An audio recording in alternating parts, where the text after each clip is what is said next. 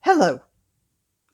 So, in the last week that was episode from the Britisher, I'll leave a YouTube link in the description. He displays a Twitter posting by Shoe on Head showing a research paper by, now let's see the name of these guys, Homer Hossein Mahdi, Amir Razemian, Aaron Closet, David M. Rothschild, Marcus Mobius. Marcus Mobius. That sounds like an alias. Anyway, and Duncan J. Watts. And it's called Evaluating the Scale, Growth and Origins of Right-Wing Echo Chambers on YouTube.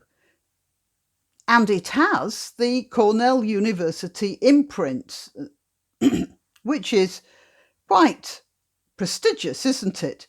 The date of the submission says November the 25th, 2020, but I am sure I've seen these guys before and that paper before, or at least a very similar one elsewhere last year sometime, maybe 18 months ago. So it looks like they think this paper is so good, they're publishing it twice.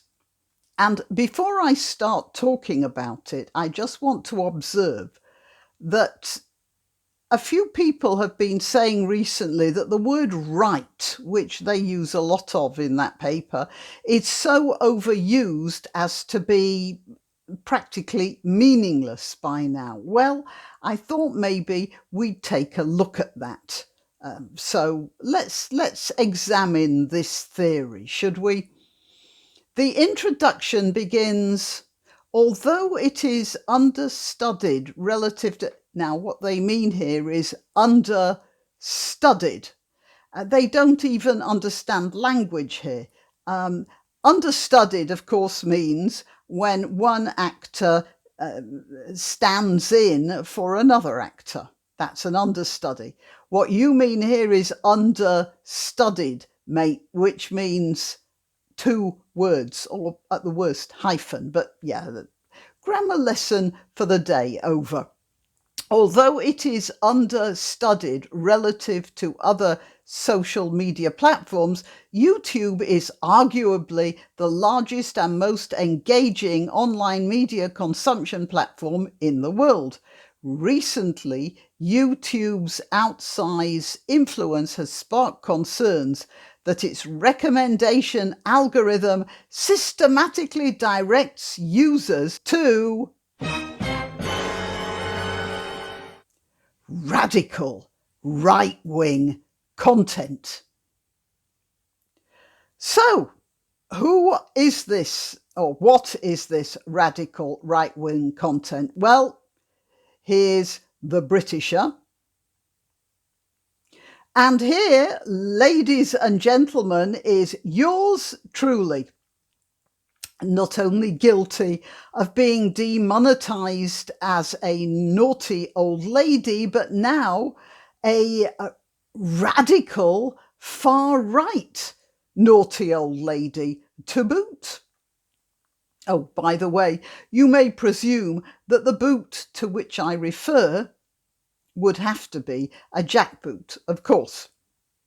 And look at the company we're in, the Britisher and I. Sam Harris. Now, personally, I think Sam Harris is deranged, but if he really is far right, then I really am the 6-foot blonde.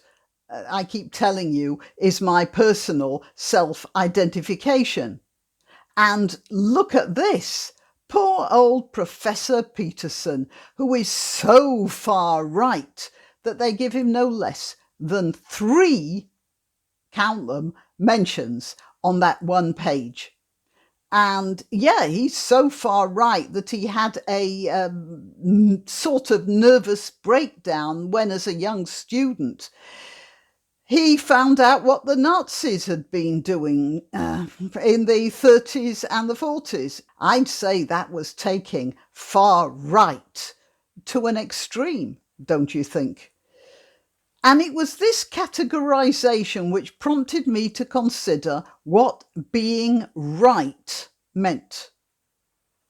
So I had a think.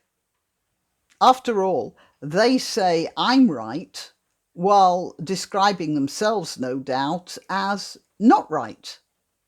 So does that make them wrong? And me right? Rather than right. But if they are right, then that means I'm right too. And if they say I'm far right, then that must mean I'm really, really right, rather than right. Right? Now, I know what you're thinking. Something's not right with that. I mean, to accuse me of being right when all I am is just right, well, that's not right, is it? In fact, it's downright insulting. And that being so, does this give me the right to complain about it? Perhaps I should write a letter in which I could explain that categorizing people as right without evidence is not a right. And you don't make it right by apologizing when you've accused someone wrongly just to add to your list of names and make yourself look more important. And in any case, what makes you so sure you're right in the first place? Many people who think they're right turn out to be very, very not right, and not even right. Well, anyway, back to this paper. Although the authors seem to believe that those they have listed are right, or as they say, far right, and not possibly right, even a tiny little bit, and they have written an academic paper which they reckon proves their point, even though it's not right, I think they've made a right mess of academic integrity, especially in regard to Professor Peterson, who's been right all along, rather than right. And I think you'll agree that in this, I'm quite right. Even far right. Right? Oh, by the way, the first two names on the list of authors, what are they? Hossein Mahdi and Ghassemian. They're both Iranian names. I just thought I'd mention that because when you look at a map of the Middle East, Iran is on the right.